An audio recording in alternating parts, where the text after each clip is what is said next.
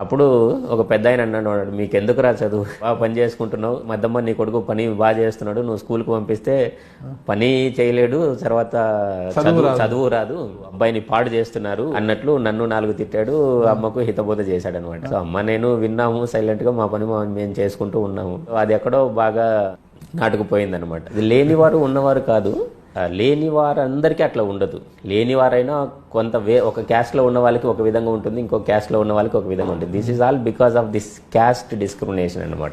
కొందరు చదువుకోవాలి, కొందరు చదువుకోకూడదు, మీరు ఎప్పుడు కిందనే ఉండాలి, లేదంటే కొందరు ఎక్కువ కొందరు తక్కువ అన్న భావన లేనివారు.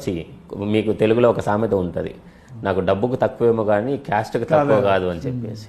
సో లేనివారు ఉన్నవారు కాదు, that is not so simple. Caste is like even రాష్ట్రపతి అయినా కూడా డిస్క్రిమినేషన్ ఉంటుంది. కులం తక్కువైనా గుణం గొప్ప అని అంటుంటారు కదా. ఈ తక్కువ అన్నదే రాంగ్. నోబడీ ఈస్ ఎక్కువ ఆర్ నోబడీ ఈస్ తక్కువ. All human beings have are unique. That should be like స్లేవరీని అబాలిష్ చేసినట్టు క్యాస్ట్ని కూడా అబాలిష్ చేయాలి.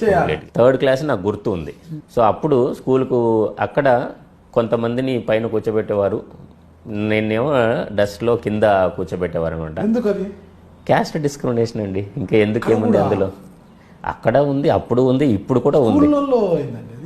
అంటే మీకు తెలియక అడుగుతున్నారా, లేదంటే నా నుండి చెప్పించడానికి అడుగుతున్నారా?